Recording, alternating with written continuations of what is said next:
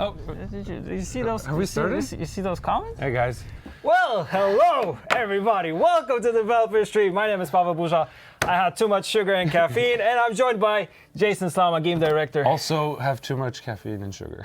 Caffeine and sugar makes the world go round. All right, everybody. Let me just, put my cell phone away. Let's get ready. Let's be professional. I got a script. I got everything. You also got a script. Yes, I do. Oh yeah, I'll print it too.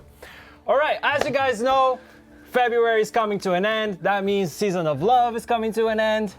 Although It was a lovely season. It was, yes, bad puns will happen today. But the most important thing is this week we have Fat Thursday in Poland, which I'm really excited for. I'm gonna eat all the pączki, All the donuts? all the faworki. It's gonna be great. But we're also doing. You want to say something? We're doing an update. We're doing an update. Yes, we are. We're doing an update. This week, yes? This week. On Thursday, yeah, is the plan right now? On Thursday, exactly. Yes, we are. Heard it here first. Okay. And with this update, we'll be doing some balance changes, of course, but also we'll be doing some new things. We're changing things within the game, and we should just jump straight into the client, I think. And start talking about what's coming. And let's start with the new play card. So if you go back and you click on play, you have this new Geralt here. Well, I mean, we've changed a few things, and we wanted to good. change which version of Geralt to help, make it obvious that things changed. So, and this is a cool version of Geralt for sure. Here we go. And you'll notice that the 3 cards you could choose from have changed. Yeah. We've merged, sort of, don't panic, ranked and casual. Into one card, but this little tag here will let you switch between casual matchmaking and ranked. We're hoping this will help new players funnel into the ranked mode first, where their probability of winning is actually higher because the matchmaking is a bit better than in casual. Yeah. And it sort of opens us up to this new little card here that's called Seasonal. And for those of you who don't know, next month, starting on Friday, is the Season of the Bear. Yeah, starting on Thursday, actually. Is it Thursday? Yeah. Okay, so Season of the Bear is starting Thursday. Yeah. And, this is going to be a new mode to play. We've hinted at it before. Yeah. Yes. And, But before we get to the mode. Go, yes. Because I want to showcase gameplay from the mode, which I recorded today. Yes, you did. But before we have the very much anticipated, everybody was waiting for these, seasonal trees. Let's go back into the game. Yep. There we go. So we have 2 trees for each season. Yes, one that focuses on the borders. So completing the whole tree gives you the full complete border. And throughout the tree, there'll be a few other versions of the border you can get, getting progressively more detailed. And you'll notice there's these new cups. These cups in the tree are actually what we're calling quest nodes. When you purchase this node, you'll get a new quest, which you can track the progress of, and you'll get a reward for completing that quest. And to continue through the tree, you will have to complete these quests. And surprise, surprise, the quest nodes in the seasonal trees will often be tied to the seasonal mode itself. So there'll be a little synergy going on there. And we go all the way up here to the Ursine Grandmaster. Grandmaster. So these should, add a little bit of fun and dynamics to the actual seasonal mode, give you some challenges to do within them. And if you go back to the main page and you look at the other tree, which has the nice avatar of Roach, Vernon Roach, that you can get. I'm more of a Jorvik guy. But if you complete the tree and you're not a Jorvik guy, like some people, you get this tree. However, in the furthest chest, if you'll highlight over it, we have what we've been talking about in the past. Card backs! Yeah! We got it in. This is the first card back you'll be able to get beyond the standard one. Card backs will work identically to the way leader skins are, meaning there's a default for every faction if you don't have a specific one, and you'll be able to equip the card backs after unlocking them. Sorry for shouting, I know you're just gonna take that, but yeah, I had to. Yeah. Card backs! So finally, card backs. And they're pretty cool. So I think you can see a bit bigger version of it in the equip screen in a minute if you want, and we'll get back to them a bit later. But we'll be launching this season with only the bear card back, but there'll be one for every season coming. As you can imagine, we're not going to give a bear card back in the season of the Viper, are we? Yeah. That would be weird. That would be weird. That would be weird. There it is. Right. Now, what's the seasonal mode? Yeah, what did we do for bear? Because we kind of I think hinted at some ideas before, so maybe now we can switch to the You want to show the gameplay? Yeah, let's show them the gameplay while we explain gameplay. a bit what we ended up doing. Let's show me winning with QA tester. So proud. So proud of it. It's coming. All right. Okay. There it is. Look, it's even loading. I'm actually playing right now. You won't even see. So, both players will start on the match with an unrelenting she-bear on the battlefield. And the she-bear... awesome. Yes. She awesome. The she-bear is special in many ways. For one, she has a death wish where if she dies, she comes back onto the battlefield. So she's unkillable in many ways. But what makes her kind of interesting is she also has a death wish. If she dies, your opponent draws a card. Now, considering that she keeps coming back to the board, it means that in this mode, people will be able to play their entire You have the full tooltip over there. I highlighted it. It's pretty big tooltip, but it has some conditions to stop it from being completely broken. And, you can't move her, but you can buff her. You can damage her yourself. You can move her around. She stays in one place. If she dies, she comes back. So, she cray. Yeah, she cray. And at the end of every turn, your she-bear likes to swipe at your opponent's she-bear. Yeah. So, they like to fight each other. So we thought that was a nice little touch that added in a little fighting aspect to the two bears. Yeah. So this is the first seasonal mode that we've added in. It'll be available all March. You'll have the quest to complete it to go for those card backs and anything else. It should be a lot of fun and a little something different to do if you feel like taking a break from ranked, let's say. Also, something worth mentioning that you'll see in this gameplay is that the game is actually auto end turning pretty much. So it's passing for you. Yeah, so we added in this new feature. It's hard to say until a lot of people get their hands in if it should just always be on, but so it's an option that you can turn off. But by default, if you have no more moves that you can do, the game will auto end turn or auto pass.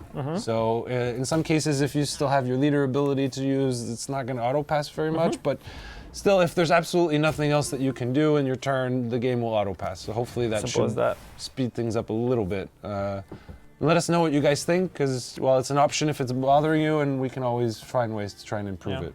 Yeah. Cool. I remember in the first round I did a lot of points and then I just passed, and then my opponent tried to catch up, but still in the last round I had more cards than he did, so.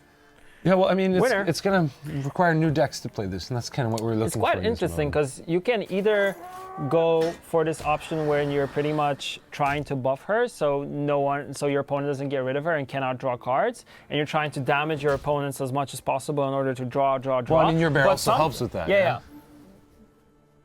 But also you get to this point where you're kind of like drawing, and you're overdrawing cards. And then the last round, you lose pretty much, you lose heat. And if your opponent is playing consume, he or she is pretty much consuming, gaining all the points. And you're kind of like, well, I'm not drawing cards because I already drew everything. So. Yeah.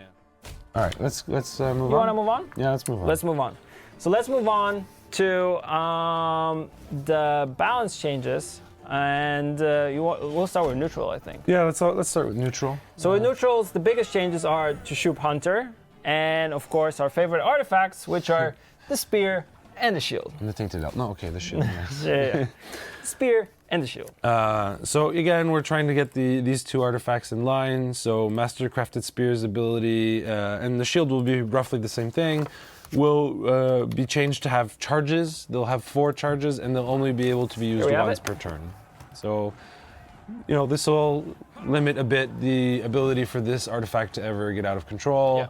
Hopefully, this will bring this artifact in line and end the cycle of hate for this particular card. Yeah, I know everybody has been very vocal about artifacts and that the changes, have been happening, but you felt like there's still room for improvement. That's what we're doing. So we have the spear. Important to note that the spears will no longer be able to target allies. That was a bug, and that's also been solved. That's also in the fixes. So, of course, you'll have detailed patch notes on playgwent.com in the news section. So don't worry about that. I'll also showcase the shield. Just real quick. It's the same change. Yeah. Same change. It's the flip side of the spear. Yeah, let's just let people take screenshots, post it on Reddit. Right. Let them have fun. All right. Are we moving to Golden Froth? Because there's a small change here. A change that I actually like a lot. So Golden Froth is being changed to be a lot more like Commander's Horn, except a cheaper version of it. So it'll boost 3 adjacent units by 2, It's much lower provision than the Commander's Horn, but it's essentially the same thing. Hopefully this will make the card a bit more interesting and enter the meta again in a different way than before. Yeah. And lastly, let's in neutral, the thing we want to talk about is Shoop. I don't think it'll be the type of changes some people in the community wanted for Shoop, but we did do some small changes to him. Yeah. He will now deploy, boost all units in the hand by 1 instead of between a value by 1 and 2. Yeah, so this is for Hunter. So he'll be a little less random and more consistent there. And his other Hunter ability will now, instead of, I think it's the one that deals 9 damage, will now deal... damage 3 random enemies by 3. It'll do 3 random enemies by 3. And the thing that's finally changing for Shoop that was kind of bothering me for quite a while is he'll actually should have his tooltip for the version of Shoop you chose on the card when you played. Because it was kind of bugging me that it was hard to tell which version of Shoop the freaking opponent chose, and it was kind of annoying. And some people mentioned it, so totally aware of that. So I think a few people predicted what we're going to do for the next faction that we're going into. I mean, I chose the ghoul as the announcement for the stream for a reason. Yeah, you did. So moving on to monsters, I don't want to... Actually, let's start with the ghoul, even though it's not first on this list. It's not first on the list. But I mean, this was suggested by a few people, and we really agreed with it. The power potential for ghoul was just too high with his ability to consume a 13 power card. Higher provisions. So now Ghoul has been brought down in provisions and will now only consume bronze units, as predicted by quite a few people. Yeah.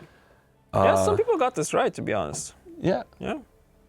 So moving on to some other cards, let's talk about Archaspore. We feel like Archaspore is too strong for a bronze card in monsters. It's just almost an auto include at this point. So we've changed its power from 1 to 2, but we've removed Thrive from him because it was just too much to turn him into an engine on top of the 4 points of value that he was given. It was basically an easy 5-point value plus Thrive for 4 provisions. Exactly. It just didn't make sense. But we added Thrive to Wyvern, for example. Yeah, but we did want to start removing Thrive from generally monsters. So if we're taking it away from Archaspore, we thought we'd give it to something else, and we decided to add it back to Worgen. So it's just been moved. Yeah. Yeah. All right. Let's talk about the Queen. The Queen is back. The Queen is back, and she's not forgotten. So, surprise, from our last faction challenge, people seem to have trouble with Arrakis Queen. And we looked at our numbers, and we actually noticed that she has about a 30% win rate against almost every matchup. So we've decided to give her a little bit of love, as the provision change did not fix that, sadly. Now she will have a new order of 3 charges where she can spawn an Arrakis drone and summon it on a specific row. We're hoping this active will definitely help her be more consistent as she plays, as she'll be able to, for example, spawn 3 drones and then, consume them and all the fun stuff that happens with being able to consistently put those drones onto the board. So hopefully Queen is back, baby, and she'll enter the meta at some point. Queen is back. Here to hear first. Moving on. Some other things that we've done in the section, I've sectioned these a little bit, that I call Tweaking the Big Boys. Tweaking. I like the titles you chose. Goylet will now summon the highest enemy unit rather than the lowest when triggered. Yeah. Fun story, I like to play Unseen Elder with Goylet, where I will actually trigger him if I have like a 1-card round 2, because I have to use his leader ability anyways. So actually for me this is a cool change, because I'll be able to use his Death Wish if someone dry passes in round 2 to bleed a high cost unit out of his deck and still win the round. Yep. So actually, if anything, this is actually makes Goylet more interesting for me personally, but we'll see how that plays out. I don't think his Death Wish was giving that much negativity for what he was, and this should make him a bit more interesting. Yeah. Old Speartip is getting a slight nerf. He's going from 13 power to 12. He's still a big boy, and he's still going to be bouncing around giving good points. That's the wrong Speartip. That's the wrong one. That's the right one. That is the correct one, yes. Otherwise, we've done a few little provision cost changes in monsters, but that's about it for what we're changing in monsters. So it's just some small provision tweakings. cost changed from 5 to 4. Weaver's Incantation's power changed from 3 to 2. And Fogless provision cost changed from 5 to 4. That was a quick roundup. And there's monsters. Moving on to Skellig. Skellig! For Skellig's glory. So generally, Skellig is about putting some provisions down and some power up on certain cards. But moving on to, let's say, a section I like to call Tweaking Skellig Discard, which is too consistent. in our opinion. Coral is being changed. She will now be. She will have zeal, so you'll be able to use her immediately. But she will have 1 less charge, so she won't be able to discard as much as before. From 3 to 2. Yes, so she's a bit more consistent, but because of the zeal, but she doesn't actually discard as much as before. Yeah. And Duran also is too much of an auto-include for Skellig. So we are now changing him to only discard Don't 1 like card. this guy. No? Don't like this guy. You don't like him? I don't like him. And his power has been buffed from 2 to 4, and his provision cost has been lowered from 8 to 7. So he still does what he does, but much less impactful than before. Good. He was almost a little bit too much easy to include in his Skellig. Right? He's kind of auto-include. Yeah. I played against him I mean, he's still. I think he's still playable, but we'll see. Now, next, moving on to what I like to call trying to open up unused Skellig cards. Oh, wow. Haiman, Spear Maiden, will now damage an enemy by 2 instead of 3, but she'll have her power changed from 3 to 4, and we removed her reach ability. So it slightly just makes her a little less conditional on dealing damage to an opponent, so she's more guaranteed to have a bit more value. Yep. Moving on, we have provision change for Trophy Catch. It's from 5 to 4. So this card now I think is a slightly bit more includable in decks, but we'll see. It's still 4 provisions for remove, but the damage is actually kind of nice. You can set this up to actually get, I think, quite a bit of value out of the 4. We'll see if people find an interesting way to use it. Moving on. Axman? Yeah, let's move on to the Axman. Axman! So Tourism Axman's power is being changed from 2 to 3, getting a slight little buff. But at the same time, it's still a 4 provision cost for 3 that can destroy an enemy, potentially even a Speartip at 6 power. Yeah, so it's a pretty interesting card. I don't know if we'll see much more play, but hey, it's a bit more viable now than it was before. I agree. And last is for Skellig, is trying to open up a bit more Vibjorn by lowering his provision cost by 1. Simple as that. So might be a bit more includable from than 10 to 9. before.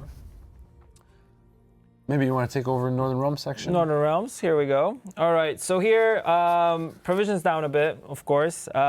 You call this section Minor Tweaking.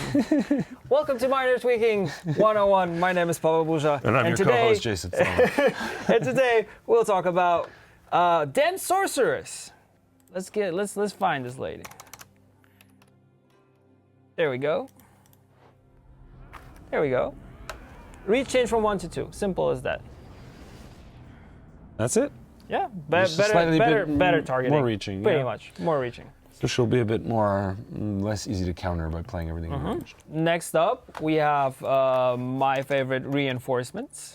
Let me just. You know what's the problem with this keyboard? It's been used so much that you can't see the letters. That's fun. Yeah.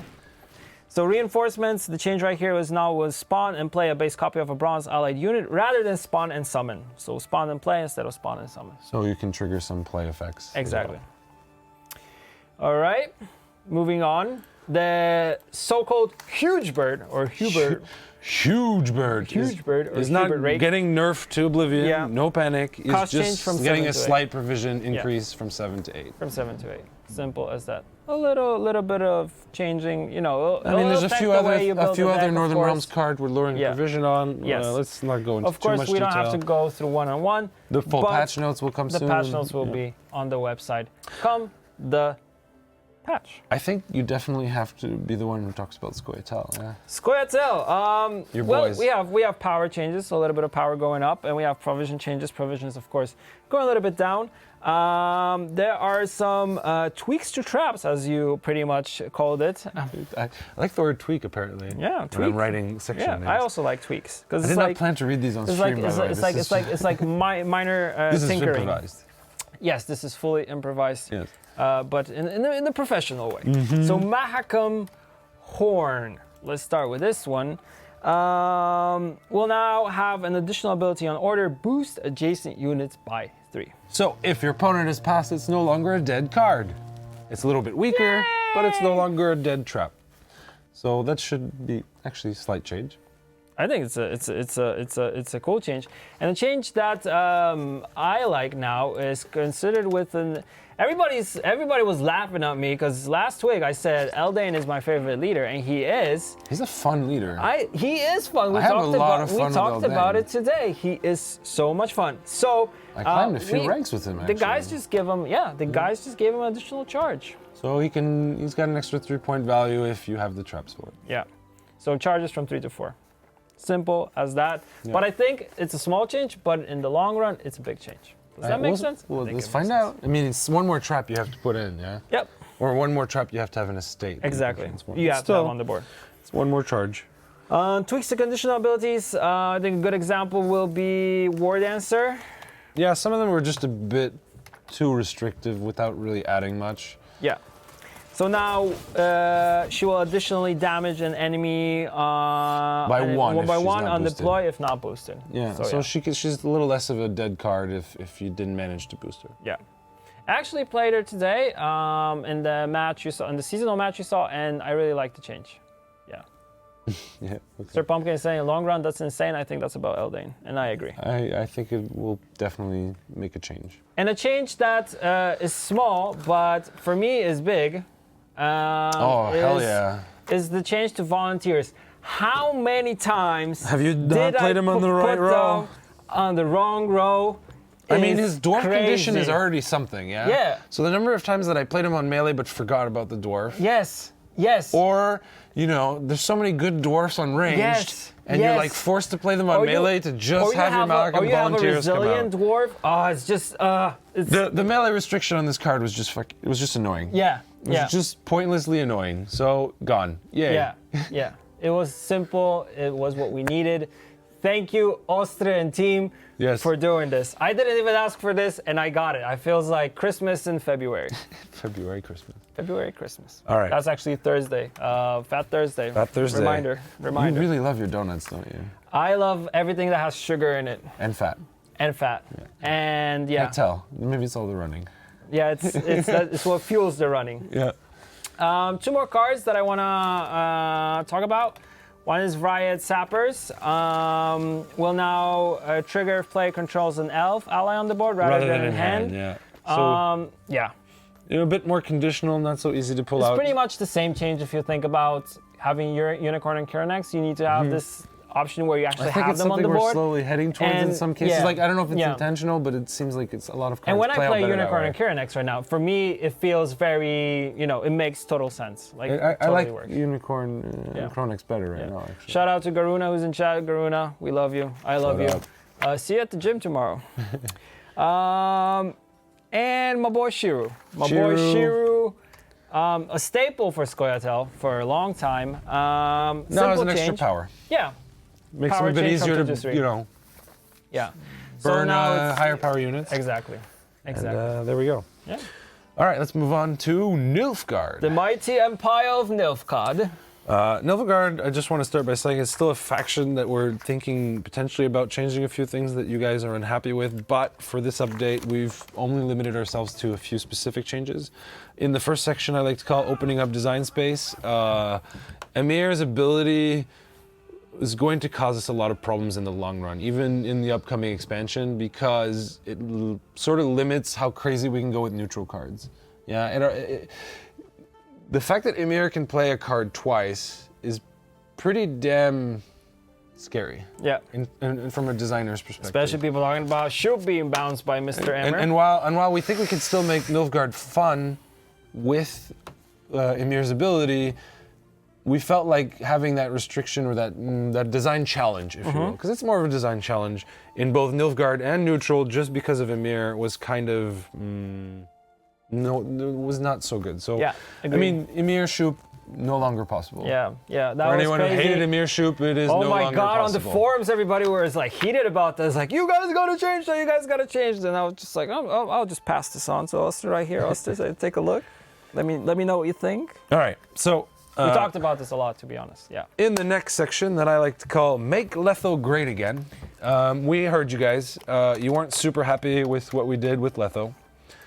So we've changed him again. This will be the one card from the expansion for full mill value refund for 3 days. So we are applying it to him due to the drastic nature of the change of his ability. Of course, we changed them before. We kind of forgot about full mill value back in time, but now we're doing it again. So we're doing the full mill value. So there we go. Yeah. So now he actually synergizes with his buddies Ox and Serret. Yes. If Ox is in your hand, he will lock. If Serret is in your hand, he will also damage 3. Meaning he can do both if both are in your hand. And the game changer right here is you have both. It does, yeah, you said that. But when you have both, but no, you're. I stole your thunder. Yes, you're supposed you're supposed to build the hype. If you have both, you get both. So there you go. He's conditional having those 2 cards in your hand, but he's now quite a strong. Well, he's left though. He's gonna do some nasty things to people. Holy both, exactly. Whoever said that in chat, Yeah. I agree. Holy both. However, Letho Kingslayer's power is being brought down from 6 to 5 just because it's just too strong in terms of possibility for this card. The Slayer of Kings. The Slayer of Kings went down a bit in If you know your lore, power. you know who's over there being slain by the Kingslayer. Moving on to the last change that we wanted to talk about for Nilfgaard is Rainfarn of Atra. Am I saying that right? Rainfarn of Atra, I think so. Oh, it sounds right. Sounds legit to me. So he will now boost an enemy by 2, then damage it by 4, and his power will be changed from 6 to 5.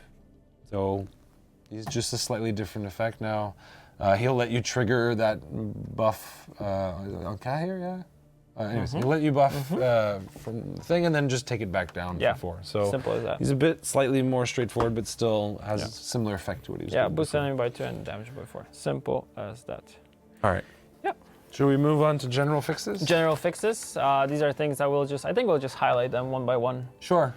I mean, we can't really show it everything. So lock fixes is the first thing. So we fixed an issue whereby locked units played from graveyard would not trigger their deploy abilities. It wasn't very intuitive that was the case. Yeah. Some people were learning that and playing around it, but we don't feel that was the correct way. And the same goes for an issue whereby units summoned from graveyard with Sigrifa's Right, for example, retain the lock status. So well, they don't anymore. Yeah, they don't. Generally, we're working on improving the way statuses work. Yeah. Exactly. Visuals, we removed chromatic aberration. But if you guys feel like you want chromatic aberration back, we could add it as an option in the future, but we know that some of you were complaining about it, and we did some quick tests of visual difference, and we actually, as a team, felt that it looks nicer without the chromatic aberration. Yeah. Also, when it comes to visuals, I think something worth mentioning is that cards that have tokens, which don't have premium versions, they had this, this little white shine. This little white shine I'm not effect, a huge fan of. which we're not a big fan of. You guys weren't a fan of it, so we pretty much removed that. Yeah. Shout outs to Vlad for pushing that to go through. That is an awesome change. And another talking about visual improvements that we're doing, we've gone through and we've revamped our post effects solution, including the anti-aliasing, and it should improve both performance and visuals overall. Things should be a bit more sharp, a little less blurry, fuzzy. So I think the game looks better if you compare them. It looks better, but also what I've noticed today when I was playing the seasonal stuff, it plays a lot much faster. Everything plays a lot much faster, and I think the auto pass feature plays into this, but also these improves visuals and performance make the game like very, very, very, very smooth. Like you don't get this stutter. You just go and go and go, which I really, really like. So hopefully that'll resolve some issues also with other people we're having. Of course, as always, we have tooltip fixes because, and this, I mean, standardizing. In the last update, abilities. we somehow broke the ability for tooltips to tell you what their damage was. So we're thinking like the Crows, for example, we're updating their numbers. They weren't anymore, so we've fixed that. Yeah. People asking about autopass. Autopass is already being implemented with this update, which is coming out, like you said in the beginning, on Thursday. All right.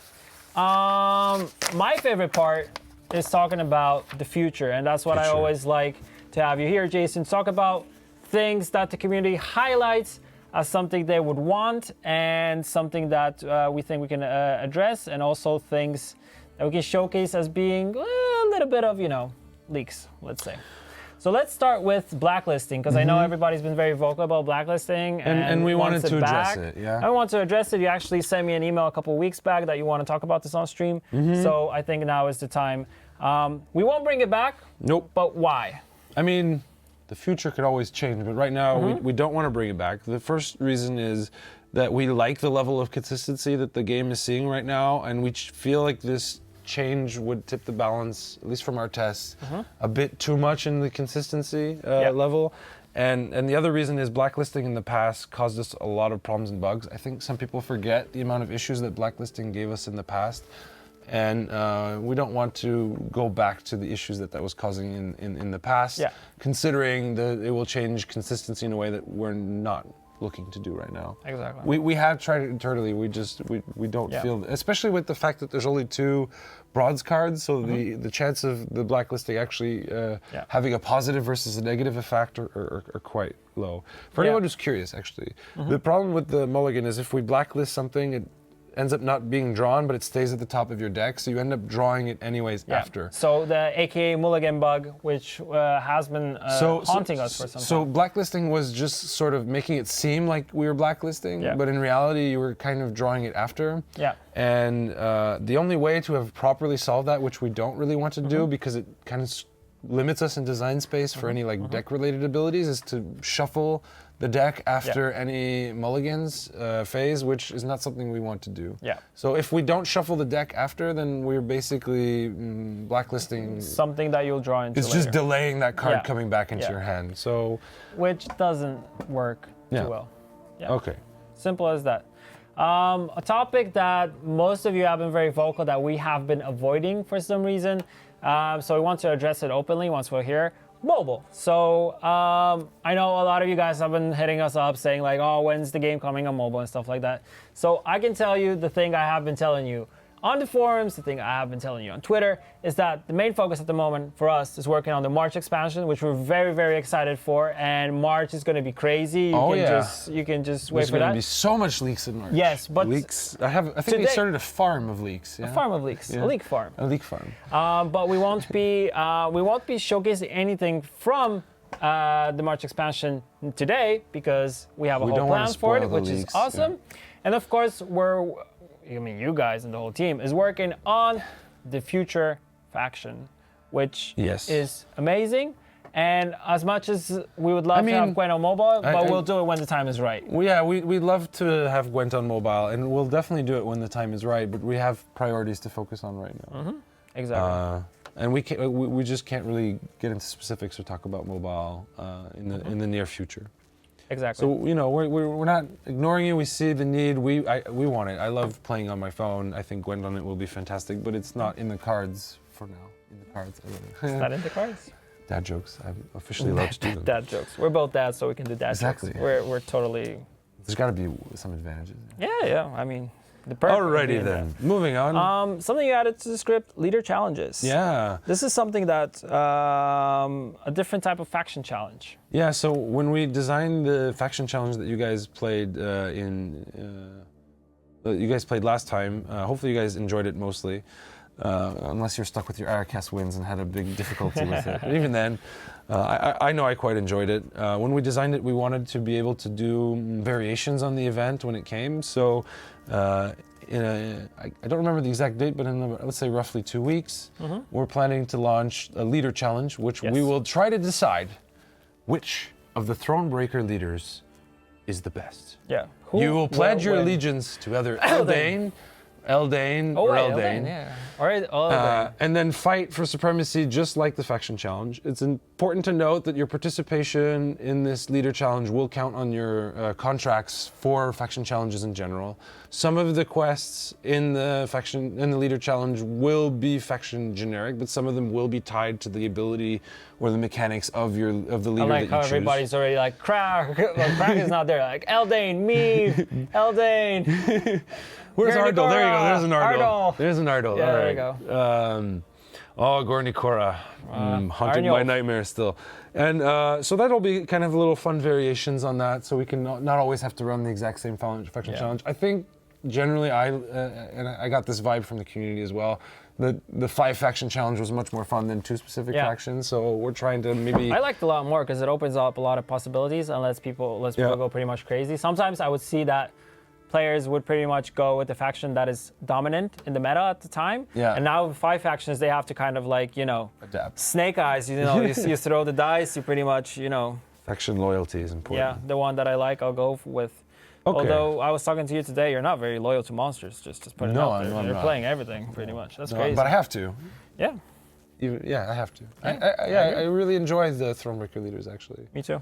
I haven't had a chance to dig deep into Ardal or Gornikora yet, but the other 3 I've had a lot of fun with already. Yeah. All right.